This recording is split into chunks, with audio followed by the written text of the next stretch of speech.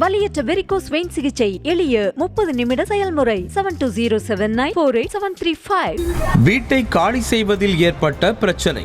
வீட்டின் உரிமையாளர் உட்பட 3 பேரை உருட்டுக்கட்டை, மண்வெட்டி ஆகியவற்றால் ஒத்திக்கி இருந்தவரின் உறவினர்கள் ஓடி ஓடி தாக்கிய காட்டுமிராண்டித்தனமான வீடியோதான் இது. தேனி மாவட்டம் கடமலைக்குண்டு அருகே உள்ள கரட்டுப்பட்டி கிராமத்தைச் சேர்ந்தவர்கள் பாலமுருகன், ஜெயலட்சுமி தம்பதி. இவர்கள் வசிக்கும் வீட்டின் அருகே உள்ள பூர்வீக வீட்டை பாலமுருகனின் சித்தப்பா சசிகுமார் என்பவருக்கு 50,000 ரூபாய்க்கு குத்தகைக்கு விட்டிருக்கிறார். இந்த நிலையில் இரு வீடுகளுக்கும் இடையே முறையான கழிவுநீர் வசதி இல்லாததால் சசிகுமாரின் வீட்டு கழிவுநீர் பாலமுருகன் வீட்டின் வழியாக சென்றிருக்கிறது. அது தொடர்பாக இரு வீட்டாருக்கும் இடையே அடிக்கடி வாக்குவாதம் ஏற்பட்டுள்ளது.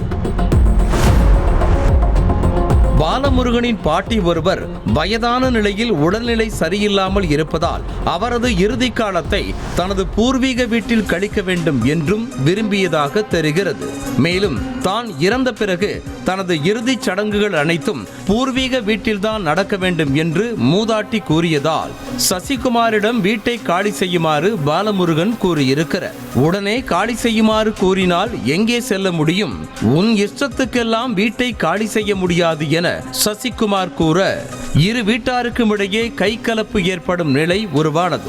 இந்த புகாரை விசாரித்த கடமலைக்குண்டு காவல்துறையினர் இருவரையும் சமரசம் செய்து அனுப்பி வைத்திருக்கின்றனர்.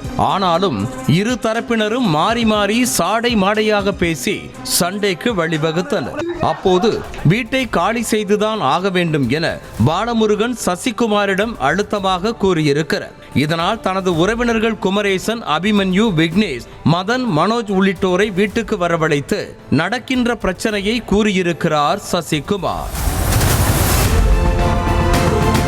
உடனே கொந்தளித்த சசிகுமாரின் உறவினர்கள் பாலமுருகனின் வீடு புகுந்து ஜெயலட்சுமி, அவருடைய அண்ணன் வாசககுமார் ஆகியோரை உருட்டுக்கட்டை, தடி, மண்வெட்டி, கணை, இரும்பு கம்பி ஆகியவற்றால் கண்மூடித்தனமாக பாய்ந்து பாய்ந்து அடித்தனர். பெண்ணென்றும் பாராமல் ஜெயலட்சுமியை விடாமல் அடித்ததை கண்டு தடுக்க சென்ற அதே ஊரைச் சேர்ந்த மாலியன் என்பவரையும் சசிகுமாரின் உறவினர்கள் கடுமையாக தாக்கியுள்ளனர். இதில் காயமடைந்த ஜெயலட்சுமி, மாலியன், வாசகுமார் ஆகிய 3 பேரும் தேனி அரசு மருத்துவக் கல்லூரி மருத்துவமனையில் சிகிச்சைக்காக அனுமதிக்கப்பட்டுள்ளனர். சசிகுமாரின் உறவினர்கள் 5 பேரை காவல்துறையினர் கைது செய்திருக்கும் நிலையில் தங்களை தாக்கியவர்களில் மீதமுள்ளவர்களையும் கைது செய்ய வேண்டும் என கோரிக்கை விடுத்திருக்கும் ஜெயலட்சுமி தங்கள் உயிருக்கு பாதுகாப்பு இல்லை என கூறியிருக்கிறார். ஆனா இப்ப ஒரு 5 பேரை மட்டும் அரெஸ்ட் பண்ணி உள்ள வச்சிருக்காங்க. மிச்சம் 10 பேர் அவங்க தேடி கண்டுபிடிச்சு அவங்க மேல சரியான ஆக்ஷன் எடுக்கணும்.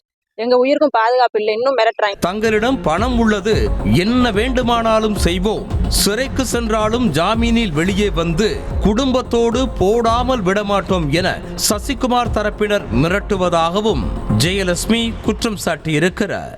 நாங்க எங்கிட்ட பணம் இருக்குது, எங்ககிட்ட ஆள் தாட்டி இருக்குது அப்படின்னு சொல்லி நாங்க பணத்தை கட்டி என்னன்னாலும் பண்ணுவோம்.